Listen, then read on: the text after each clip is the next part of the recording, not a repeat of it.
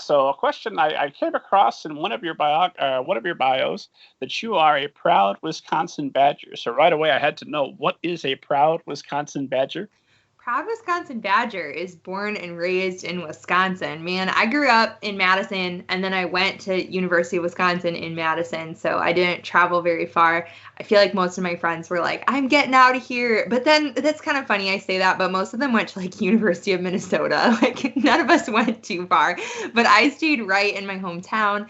And then after college, I actually did some mission work in New Orleans and Missouri. And so I was far away and I was so homesick all the time. Like, I just belong in the Midwest. I had internships in New York and I've lived in different places. And every time I'm just always so excited to get back to Wisconsin. And I mean, I just love it here. We have a great state. We have great people. Great ice cream, great beer. It's just a really nice place to live. So I have a lot of Wisconsin pride. And there's been some really good Wisconsin books out lately. Like Maybe a Mermaid was a really good middle grade book that came out last year that took place in northern Wisconsin. So we've got some Wisconsin pride in the middle grade genre right now. And are you able to connect with other authors there in the area? I know you mentioned you weren't able to get a writers group, but are you starting to form relationship? Well, I guess you wouldn't be doing events right now, unfortunately, but that's kind of the problem is just as I was starting, like just as I had some group things planned and some book festivals that were local, COVID kind of hit and brought everything down. My kids are really, really little. And so it was hard for a while for me to really get out because my daughter isn't even 2 yet. And so when she was a baby, it was just hard for me to go like join groups or go to meetings or be away from her for too long. And now that she's a little older and the book is coming out, I had some things planned that obviously fell through. But I'm hoping once all this COVID madness is over, I can finally start to connect with some people because I'd like to. I mean, I know there's a lot of writers around the Milwaukee area, which is where I live.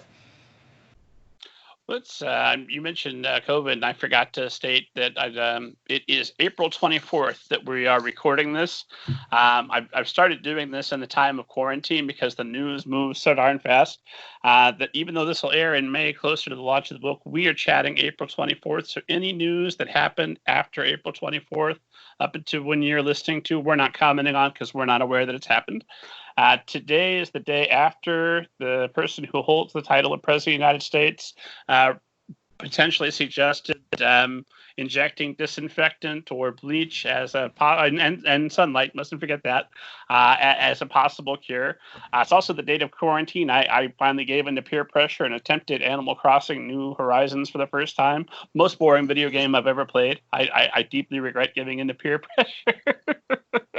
That's hilarious. I am not a gamer at all, so I have not tried it, but I have baked a lot of bread, which I know is another quarantine stereotype. Tiger King?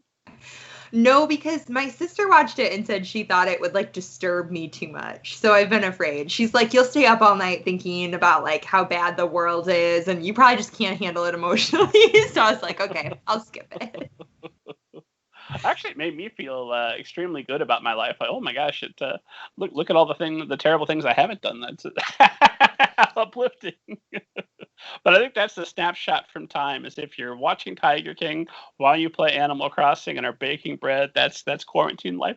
Quarantine 2020. Let's start there. How has quarantine impacted your writing, your podcasting, and the launch of your book thus far? It's been pretty hard.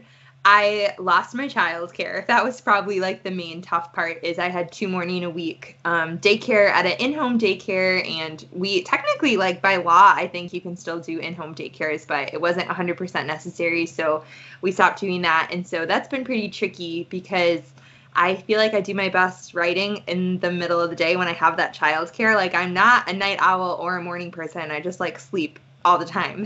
So when my kids were at daycare, it was the best time for me to write. But now I'm just trying to rush through during their quiet time. I'm mostly doing copy edits for that book too.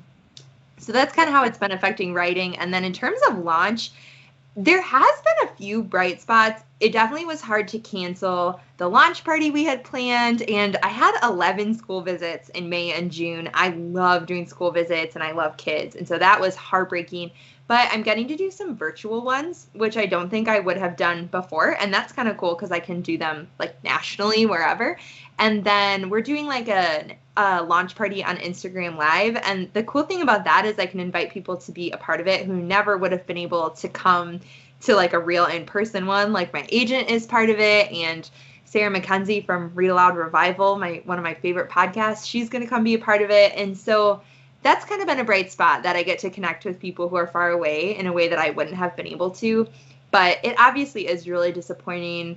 I'm sure it's going to hurt sales, but there's also just nothing I can do about it. So I'm trying to just make the best of a tough situation. And I think that books are still so important right now, maybe more important than ever. I know that parents are really focused on getting books into their kids' hands. And I mean, not just my book, any book. I think it's great if kids are reading right now, because my kids have gotten like so much more screen time than usual that I've been buying them a lot of new books to try to keep them interested in stories and things like that. So it's had some upsides and downsides for sure. Well, I'm hoping that this will lead to more reading than ever, because there's only so much Netflix a person can ingest. Totally. Once you've cleared the shows you really want to watch, and then you're getting to the shows, somebody told me this was good, but I'm in 2 episodes in and it's not, then it's okay. Well, there's not as much variety as I thought. Maybe it's time to spend more time reading, and hopefully we'll be seeing a renewed interest in reading across the United States. That's my hope, and the world. Yeah, I mean, I have wanted to reread my like childhood Nancy Drews for years, and I haven't really had time to do it until now, and so I've started rereading them. But that's been a trip. Those books are from another time, that's for sure. But they're still kind of fun to look back on and read. So yeah, I mean, hopefully people just are able to visit books that they've been meaning to read for a while. And Nancy Drew was sleuthing before smartphones. She had to work for it. Oh yeah, she did. What's funny about those books is I guess I didn't realize when I was younger that like every single page they talk about how beautiful she is, and it just cracks me up. It's like every page, the slender blonde detective. I'm like, okay, we get it, Carolyn Keene. She's a model. Okay, we understand. Move along. I forget, how old was Nancy Drew in those books? I think she was supposed to be like 17 or 18, but I mean, they were written in like the 40s and 50s. So there's some not very PC things going down in those books. Oh yeah, lots of cringe moments. Yeah, they're still delightful, but definitely some, women empowerment things that are a little questionable. Well, I read you had a tweet, because I was, scrolling through your tweets looking for all the information about you, so I'd make sure I had insightful questions. And I saw at one point you had tweeted out that you were having a rough day, which happens to us all during quarantine, and that was your way to cheer yourself up and feel a little better was sitting back with those Nancy Drews. It was. I feel like I've had some days where I feel like a rock star and I can get a lot done and I'm like, I've got this quarantine thing. And then there's other days where I just kind of let myself lean into the grief, because I also don't want to paint too much of a smile on things because things are hard. And I think it's important to just allow yourself to acknowledge the difficulty. Yeah, books have always been a way that I've coped. And so that's definitely something that's been true for me during quarantine. It's certainly a better use of your time than I think I spent 2 hours before I gave up, going into debt with raccoons and building an island paradise. I can't express to you my frustration.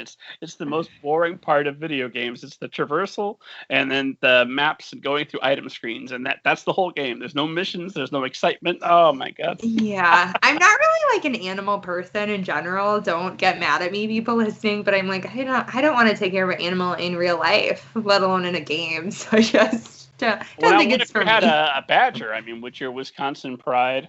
Badgers are mean. That's why we're the Badgers. Badgers are super mean. I definitely don't want to take care of a badger.